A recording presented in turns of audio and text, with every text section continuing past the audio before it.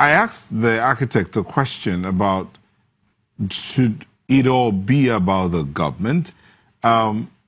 Because, for instance, there's a story out there, and it's true. 5 young girls, in the midst of pressure, came out, won an award, an international award for innovation. And guess where they're coming from? It's not a private school they came from. And it's one of those schools in back-end southern part of the country. But they've gone abroad, they've won a competition, an international, yes, hold on, Anambra State. They've gone out there, they've won this award, and it's in the midst of the pressure. Nobody's talking about it. What I'm saying is it possible that the people can get themselves out of the... Does it always have to be about the government? That's a question out there. Nata, the issue is the volume, right? You know, we can talk about some of the Nigerians that are brilliant, and there are many brilliant Nigerians everywhere. You know, these guys, these ladies, young ladies, they got an award all the way in California for innovation. Nigerians are struggling. As a matter of fact, the truth is that Nigerians are trying harder than most people I know in the rest of the world. But look, you cannot also be telling Nigerians to go and fix themselves and go and sort themselves when people you elect into government are spending money anyhow, when they can't even think. I'm telling you that, listen, we're running a 25 billion budget this year for 180 million people. Angola is running a budget of $56 billion for 25 million people. South Africa is running a budget of $155 billion for 58 million people. We cannot say Nigerians should go and sort them. Look, Nigerians have been sorting themselves out from time immemorial. You know, the Global Entrepreneurship Monitor, GEM, when they came to this country and did their survey, 95% on the average of Nigerians were already entrepreneurs one way or the other. They even saw people, even students who were doing businesses. They saw workers who had a side hustle. But for how long will this continue? If you want us to go down that route, the point would be that we have to also ensure that government, all of these things that this money they spend in government, you know, all of the budget we're talking about, $25 billion, half of it will disappear in corruption. You know, the remaining quarter of that will be taken by people who are in government. What are we talking about? So the fact is that the government has a first responsibility to take people out of poverty in any which way they can do that, right? Before the second level will be the private sector. What can the private sector do? What can the churches do? What can whoever do? But the first thing is that if you're an absent government, if you don't understand that you need to, first of all, prioritize poverty eradication. The President Xi Jinping of China this year, in his New Year speech this year, that was what he prioritized. And he said, this year, 2019, we are going to ensure we totally eradicate poverty in China. I mean, that's a country that's coming from about 700 million people who were poor about 20 years ago, 25 years ago. India is doing its own. India is taking about 300. Look, is it the private sector that will organize what I just described about India? Bill Gates is a private sector person. He went there and he marveled at what these guys were doing. Look, government doesn't have to spend all the money. Government has to organize the people. You reorganize the people. You put people where they should be. That's what is called administrative capability. Our government, not this one alone, even the ones that have come before, I'm sorry, it's difficult to have respect for them because they have shown total zero administrative capability. That's why we're all over the place. We're saying that our country is dirty. Is it the private sector that will clean your country? No. The government has to do it. He has to use the people. You have to employ the people. In the private, in the public sector alone, there's millions of. You're very passionate about this stuff, right? Okay, Architect Etok, now let's see this. Look at this, because NBS is working with the World Bank to work around to do the calculation we're talking about, which will be done in 2019, but they are gathering data now. But hold on. Possible explanations for Nigeria's poverty index. The gap showed up after democracy was overturned by the military and all of that. That's one. Number two, there are more universities in one region of the country than the other. That's number two. Number three, the one section of the country tends to spend less on its citizens than the other section. Number four, household sizes in one part of the country continues to increase while the other part is decreasing. That is like, that's like zoning poverty. But something tells me that in my village, they are very, very poor people. In the north, they are very, very poor people. So poverty has not been zoned. So all those, in one section, they are this, the other section, they are this, the other section, they are that, all those things. they are just statistics that, you know, it's nice to have. But the point is that poverty in Nigeria is general, north, south, east, west. It's not zoned to any region. It might be more in a certain region, but come down to, I want to be able to put past government, this issue of the government in power, APC, PDP, I believe APC, PDP, I pack all of them, I put in the same box. And I think that the time has come. You do the same thing the same way, you get the same result.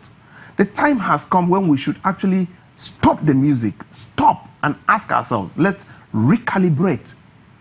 These people that are here and they've started again, all the fights and all that we are seeing right now is nothing other than the game of power. Why can't the generality of Nigerians sit down and say, excuse me, common sense tells me that if I'm to run a successful business, by the way, I'm a businessman, I've never held any government, any position, any paying position in my life. I've been a private sector person all along. And I understand certain dynamics. Why has God helped me to be where I am?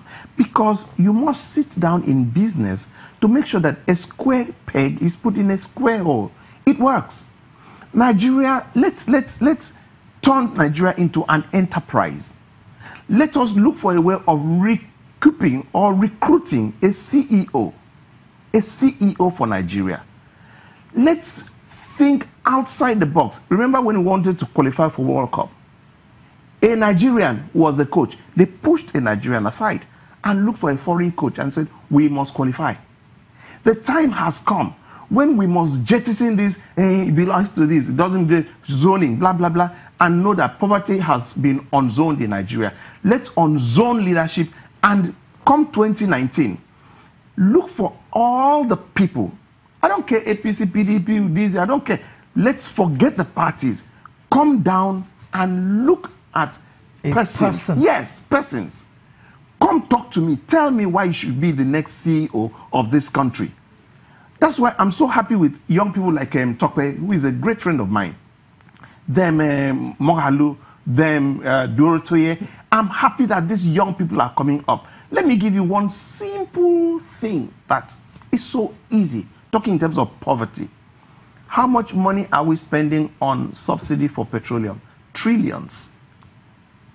Common sense tells you that